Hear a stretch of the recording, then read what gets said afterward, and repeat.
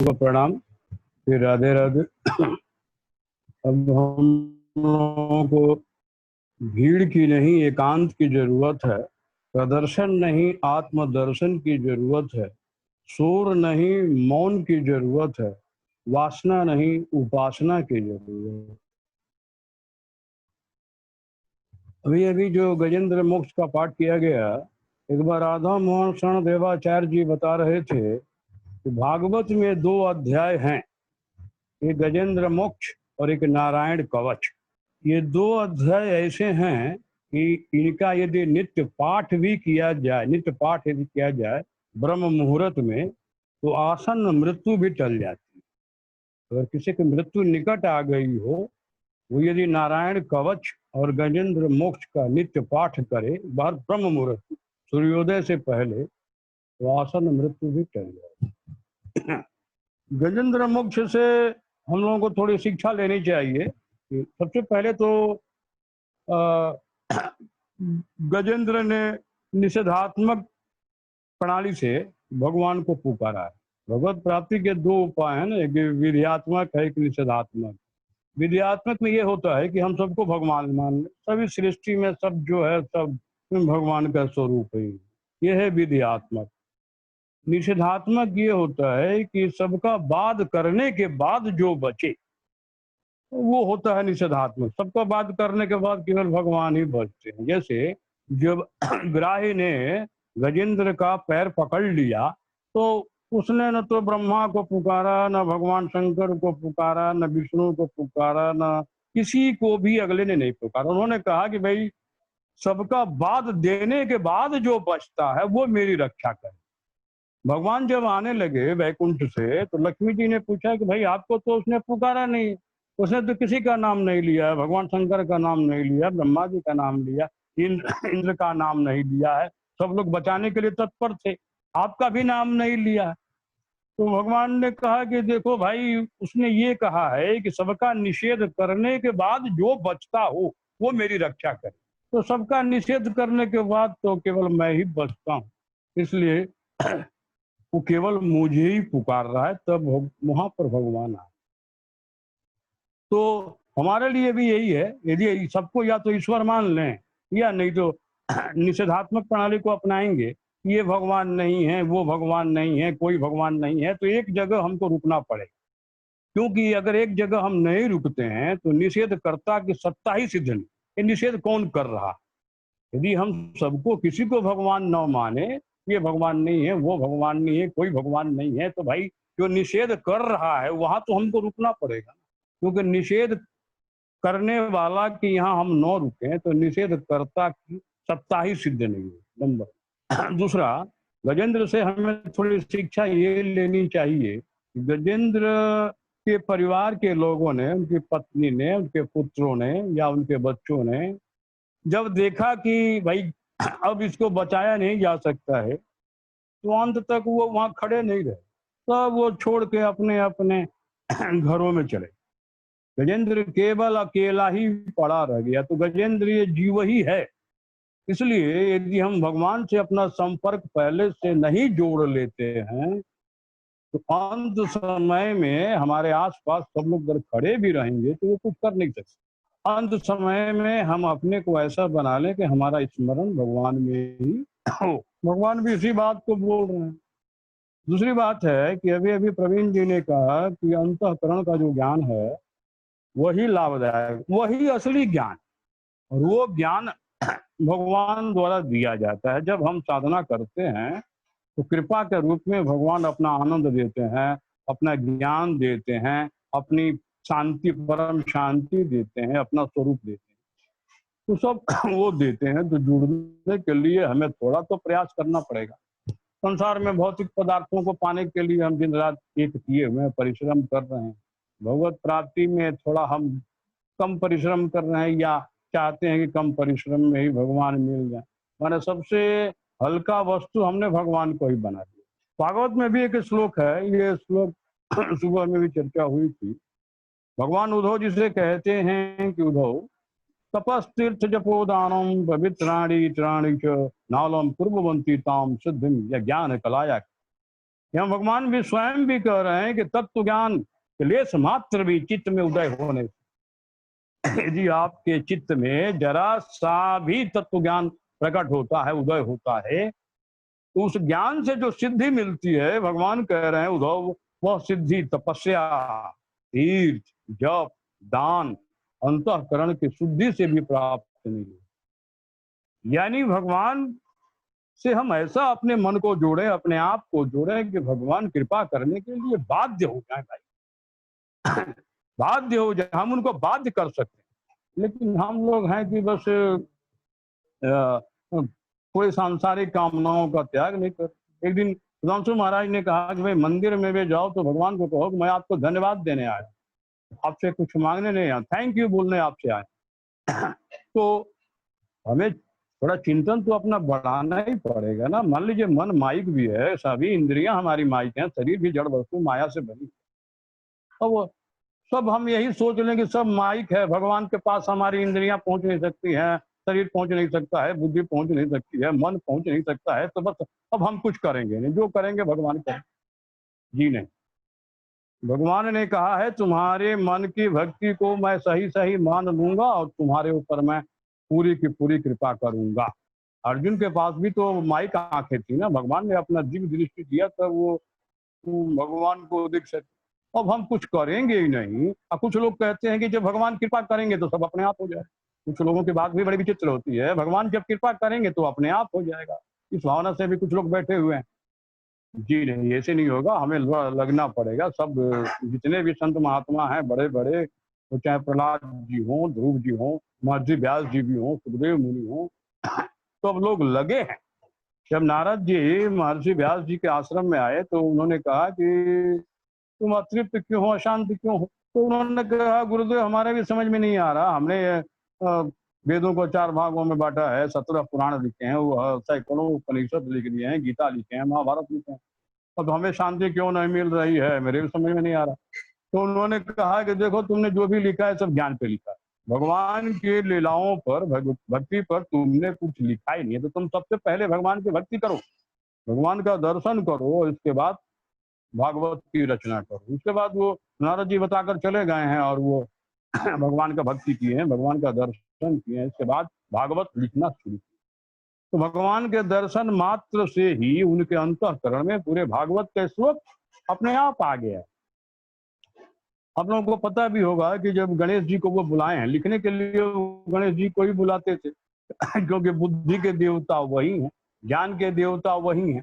तो गणेश जी ने कहा कि मैं बाबा जी के चक्कर में कहाँ फंस गया हूँ, मैं परिवार वाला हूँ, बाबा जी तो परिवार वाले हैं नहीं। तो उन्होंने कंडीशन रख दिया कि भाई, पहले पूछा कि आपके भागवत रचना में कितना समय लगेगा, तो व्यास जी ने कहा कम से कम 3 साल तो लगेंगे।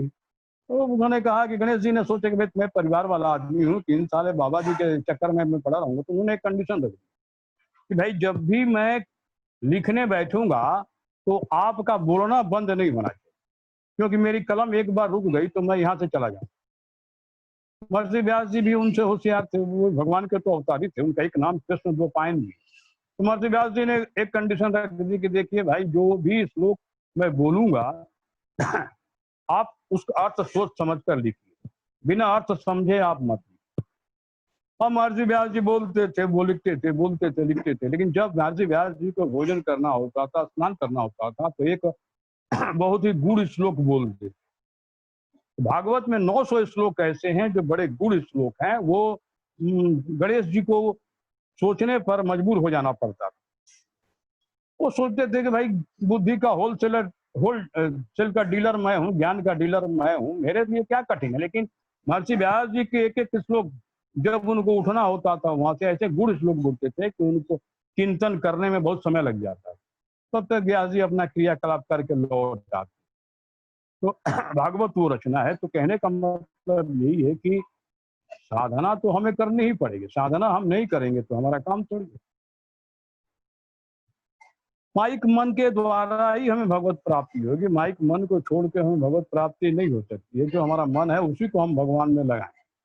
इसलिए भागवत में तो भगवान ने यहाँ तक कह दिया है कि तुम्हें तो केवल मेरी भक्ति करना है, सब कुछ तो मुझे ही करना है। इसलिए उन्होंने कह भी दिया है, प्रोक्तेन भक्ति योगेन भजते मां।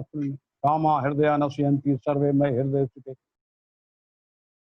जब तुम भक्ति मेरी कोई भक्ति करता है तो उसके हृदय में मैं बैठ जाता हूँ और मेरे बीच विराजमान होते ही उसकी वासनाएं जो है अपने संस्कारों के साथ जल के भस्म हो जाती है। तो भगवान को हमको बाध्य कर देना है अपने ऊपर कृपा करने। कृपा करेंगे तब भी होगा, लेकिन कृपा करने के लिए बाध्य कर। इसके लिए थोड़ा सा अपने लिए इंद्रियों का संयम और मन का जो सांसारिक विषय है उनसे थोड़ा दूर को अपने को करना ही पड़ेगा। गीता के 5वें अध्याय के 22वें श्लोक में भगवान ने कहा भी है ना, ये ही संस्पर्श भोगा दुखियो नहीं बते आद्यंत ये सुना रमते बुधा। ये इंद्रियों और विषयों के संपर्क से जो सब्जेक्ट प्रकट होता है, जो विषय प्रकट होता है, वो संसारी पुरुष को सुख रूप भासता है तो भी वो दुख का ही कारण। संसारी पुरुष को सुख रूप लग रहा है तो भी दुख का कारण है और अनित्य आदि अंत वाला है, इसलिए ज्ञानी पुरुष उसमें रमण नहीं करता। यानी आपके चित्त में भगवान का नाम सुनकर, भगवान का गुणगान सुनकर आप अंदर से आनंदित हो जाते हो, आनंद प्रकट हो जाता हो, तो समझिए कि आपका बहुत ज्यादा काम हो चुका है। और भगवान की कथा सुनकर, भगवान का गुणगान सुनकर आप जैसे के तैसे हैं, आपके चित्त में किसी भी तरह का हलचल आनंद प्रकट ना होता हो, आपकी इंद्रियां और मन भगवान की तरफ ना मुड़ती हो, तो समझिए कि थोड़ी अभी साधना अवस्था में थोड़ी कम। इसलिए जब हमारा मन भगवान में लगने लगेगा तो ये जो इंद्रियां हैं अपने विषयों से स्वतः हटने लगी, क्योंकि इंद्रियां मन के बिना कर्म करती ही नहीं। इंद्रियों के साथ जब मन जुड़ता है तभी इंद्रियां की शक्ति बढ़ती है, प्रबल होता है और अपने विषयों में तेजी से भागता है। लेकिन जब मन हटा हुआ होता है, मन यदि भगवान में जैसे जैसे लगने लगता है, स्थिर होता जाता है, वैसे ही हमारा संसार से हमारा संपर्क करता जाता है। गीता में भगवान ने कहा भी है 2 अध्याय में ही, तस्मादस्य महाबाहो निगृहीतानि सर्व इंद्रियाणि निंद्रियार्थ प्रज्ञा प्रतिष्ठा। जिसने अपनी इंद्रियों के विषयों से हटा लिया है उसकी बुद्धि स्थिर हो जाती है। लेकिन हम लोगों का क्या है, संसारिक मनुष्य का हाल चाल क्या है? गीता में भगवान ने इसका उत्तर दिया। गीता में भगवान ने कहा, या निशा सर्वभूतानाम तस्याम जागृति संयमी यस्याम जागृति भूतानि सा निशा प्रसुतो मुने। मनुष्य जो है, संसारी मनुष्य जो है, वो हमेशा मोह रूपी निद्रा में सोया हुआ। दिन में वो भले जगा हुआ, लेकिन वो विषयों में अपने आप को डाला हुआ है। सुबह दुकानदारी में डाला हुआ है, चाहे फैक्ट्री चलाने में डाला हुआ, और कोई काम कर रहा तो उसमें डाला हुआ, रात को भी आ रहा है। तो ऐसा नहीं है कि उस चीज को अपने मन से निकाल दे रहा, उसी के चिंतन में ये लगा हुआ है कि दूसरे दिन जाएंगे तो फिर यहाँ से आगे बढ़ाएंगे, आज मेरा आमदनी कम हुआ है तो कल इसको बढ़ाएंगे। मैंने दिन रात वो मोह निशा में ही सो रहा है, कभी भी वो जगह हुआ है ही नहीं। और जो संत महात्मा हैं वो सोते हुए दिखाई पड़ने पर भी जगे। जैसे संसारी मनुष्य दिन रात सोया हुआ है, तो संत महात्मा दिन रात अपने ज्ञान रूपी प्रकाश में जगे। तो ये ज्ञान ही जो है हमें संसार से अलग करता है, और जब तक त्रिगुण समाप्त नहीं होगा तब तक हमारा काम कैसे होगा? इसीलिए हमें आत्म स्वरूप में अगर प्रतिष्ठित भी होना है तो हमें साधना तो करनी पड़ेगी ना। जैसे दिल्ली जाना हो, बॉम्बे जाना हो, तो हम कलकत्ता में बैठे बैठे शुद्ध कल्पना करेंगे कि हम बॉम्बे पहुंच गए, दिल्ली पहुंच गए, तो थोड़ी पहुंच जाएंगे। हमको प्रैक्टिकल चलना पड़ेगा। हावड़ा जाएंगे, ट्रेन में बैठेंगे, दिल्ली पहुंच जाएंगे, तब हमारा कर्म समाप्त हो। उसी प्रकार से जब तक हम आत्म स्वरूप में प्रतिष्ठित नहीं हो जाते हैं तब तक हमें साधना करनी ही पड़ेगी। चाहे आप ज्ञान मार्ग का उपाय कीजिए, कर्म मार्ग का उपाय कीजिए, चाहे भक्ति मार्ग का उपाय कीजिए, किसी न किसी उपाय में आपको लगना ही पड़े। और इसका फल केवल एक ही है। जितने भी संत महात्मा हो, कोई भक्ति करता हो, ज्ञान योग भी करता हो, कर्म मार्ग में भी चलता हो, उसका केवल एक फल है कि वो अपने आत्म स्वरूप में प्रतिष्ठित हो जाता है, अपने आत्मा में बैठ जाता है। शरीर से, देह से, शरीर से संबंधित सभी चीजों से उसकी आसक्ति हट जाती है। जैसे एक सप्ताह जब परीक्षित जी को भागवत सुखदेव मुनि सुनाए, तो एक सप्ताह के बाद पूछे कि इच्छे ये बताओ कि तुम्हें क्या समझ में आया और क्या प्राप्त हुआ तुम्हें?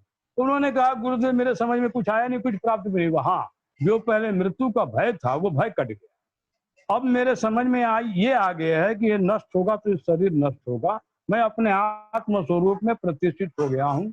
और आत्म स्वरूप में प्रतिष्ठित हो जाने से हमारे जितने भी भय हैं वो समाप्त हो जाए, क्योंकि आत्मा में न शोक है, न मोह है, न दुख है, न पीड़ा है, न केवल आनंद ही आनंद है। उसमें जन्म मृत्यु भी नहीं है। भागवत में मुक्ति का सबसे बढ़िया उपाय यही बताया गया है। व्यास जी ने कहा है कि हम अपने अन्यथा रूप को त्याग कर जब स्व रूप में, निज रूप में बैठ जाते हैं, यही मुक्ति। आत्मा में न जन्म है, न मृत्यु है। अभी हम लोग बाह्य स्वरूप में बैठे हुए, अन्यथा रूप में बैठे हुए। जैसे मेरा अपने नाम, जैसे मेरा नाम गिरी जी है, मैं गिरी जी में बैठा हुआ हूँ, शरीर में बैठा हुआ हूँ। शरीर से संबंधित जितनी चीजें हैं, मकान है, दुकान है, परिवार है, बाल बच्चे हैं, इनमें हम बैठे हुए हैं। यानी इनमें से जब हम बाहर निकल के अपने स्वरूप में बैठ जाएंगे, निज स्वरूप में बैठ जाएंगे, वही मुक्ति है। और उसी में सब संत महात्मा लोग बैठ। भगवान ने रामायण में भी सबरी से कहा है कि मम दर्शन फल परम अनुपा जीव पाव निज सहर स्वरूपा। मेरे दर्शन का केवल एक ही फल है कि मनुष्य जो है, प्राणी जो है, अपने निज स्वरूप, वास्तविक स्वरूप में बैठ जाता है। यही, इसी में हमें बैठना है। और चूंकि आत्मा भी चेतन है, भगवान भी चेतन है, दोनों चेतन आपसे मिलते हैं, तो या तो हम परमात्मा से मिल लें या आत्मा से मिले, आत्मा से मिले तो परमात्मा से मिल गए, दोनों बातें एक ही। तो इसके लिए तो साधना करनी पड़ेगी, साधना छोड़ना नहीं पड़ेगा। इसलिए मन के पीछे हमें लगना ही पड़ेगा। मन ही वो गाड़ी है जो भगवान के पास हमें ले जा सकता है, दूसरे माध्यम से हम जा नहीं सकते। इसलिए भागवत में भगवान ने बार बार इसकी बात को दोहराया है। अर्थे है विद्यमान संस्कृति निवृत्ति ध्यायतो विषयान स्वप्न जो विषयों का बार बार चिंतन करता रहता है, उसका विषयों में मन फंस जाता है। जो बार बार मेरे चिंतन में जिसका मन रहता है, उसका मन मुझ में फंस जाता है। और भगवान में ही हमें अपने मन को आसक्त कर देना है, फंसा देना है, क्योंकि अंत समय में भगवान का चिंतन ही करेगा। तो इसका सबसे सरल उपाय है, यदि आप एकांत में बैठते हो, अकेले हो जाते हो और आपका चिंतन स्वतः भगवान का होने लगता, भगवान के स्मरण में, भगवान के चिंतन में आपका मन स्वतः लगने लगता हो, अपने आप मन चला जाता हो, तो समझिए कि अंत समय में आपका मन चला जाए। अकेले होते ही, ये इसी को परीक्षा करना, इसका जांचना कि अकेले होने पर हमारा मन भगवान के स्मरण में लग जाता है कि नहीं लग रहा। अकेले होने पर यदि मन लग जाता हो तो आपका काम हो गया, अब आपको कोई साधना नहीं करनी। नहीं हुआ है तो उसका प्रयास तो करना पड़ेगा, क्योंकि अंत समय में मन उसी का चिंतन करेगा जहां मन लगा हुआ, मन आसक्त। अगर भगवान में आसक्त है तो भगवान का चिंतन ऑटोमेटिक करेगा, भगवान का चिंतन ऑटोमेटिक ही मन करेगा, क्योंकि मन का स्वभाव जहां आसक्त होता है उसी का चिंतन उस समय में करता है।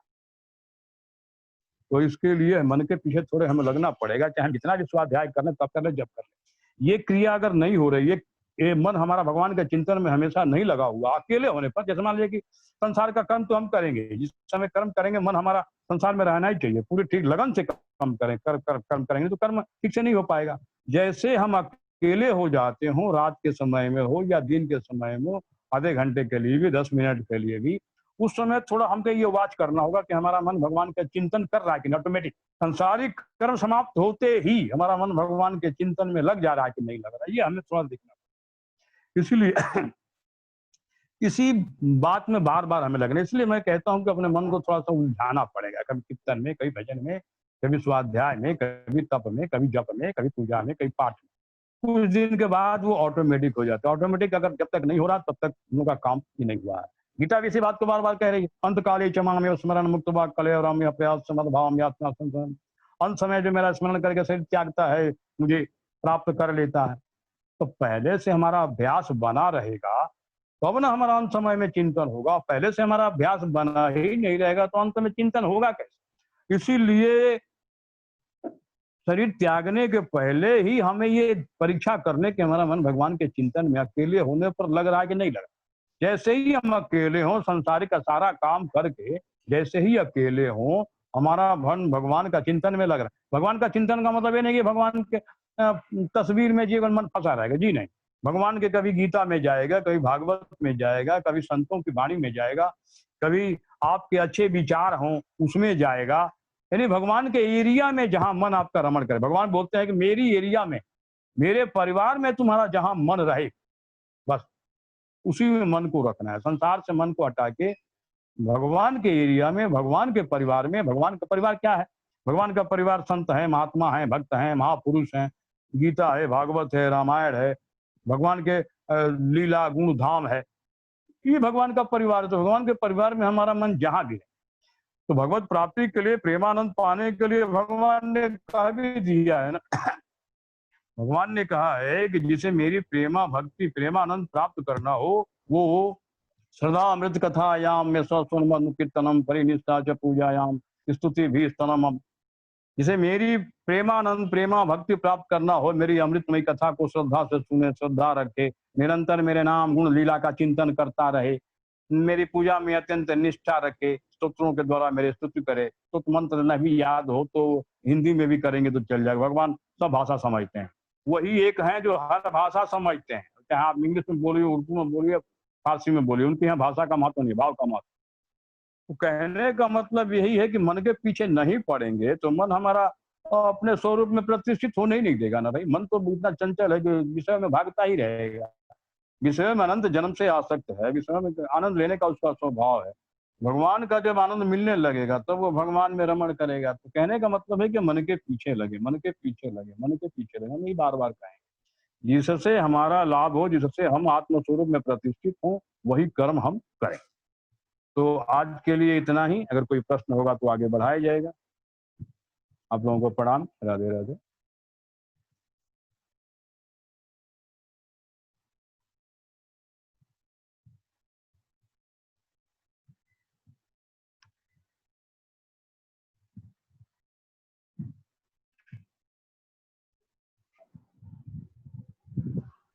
गिरी जी को पुनः प्रणाम। कोई भाई बहन का कोई प्रश्न हो तो अपने आप को अनम्यूट कर ले।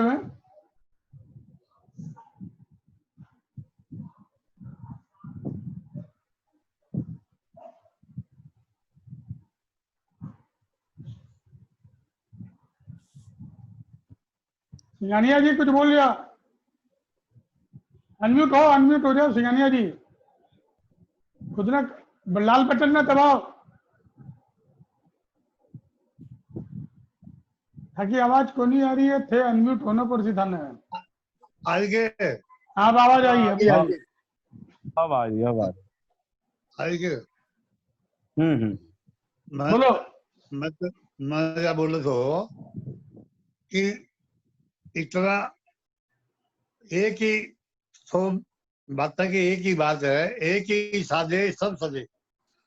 जिस प्रकार बचपन में स्वर से हमने अपने नाम का पकड़ लिया तो कभी भूलते नहीं, इसी प्रकार भगवान का नाम स्वर से पकड़ेंगे तो वो कभी भी भूल नहीं सकेंगे और हमेशा वो याद आते रहेगा। इसलिए जरा लंबा चौड़ा हम लोग संसार में रह के काम लंबा चौड़ा जो है और भगवत भक्ति नहीं लगे तो ये उद्देश्य बना करके एक नाम को ही पकड़ लेंगे। नाम का बड़ी महिमा गाई गई है। तो एक ही साजे सब सजे का मतलब है ईश्वर को अपना मान लो, बस हो गया भजन, पूजान कोई जान लो, बस हो गया भजन। कहाँ से कौन हूँ, जाएगा तू कहाँ, इतना ही दिल बिता तो बस हो गया भजन। ईश्वर बस हो गया भजन। नेकी सभी के साथ में जितनी बने करो, नेकी सभी के साथ में जितनी बने करो, बदनीयत का मत भार लो, बस हो गया भजन। बदनीयत का मत भार लो, बस हो गया भजन। जान कोई जान लो, बस हो गया। अब बुरा बुरा तुझको कहे कर सूर तू क्षमा,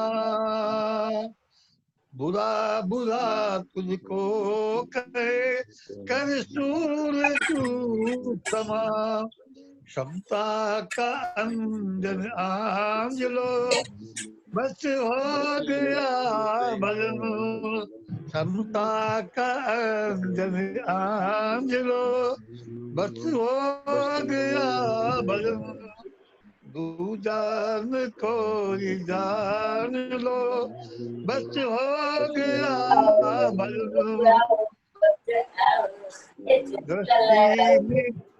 दृष्टि में तेरे दोष है, दृष्टि में तेरे दोष है, कसूर तू क्षमा, वाणी का स्वर सुधार लो बस हो गया भजन, वाणी का स्वर सुधार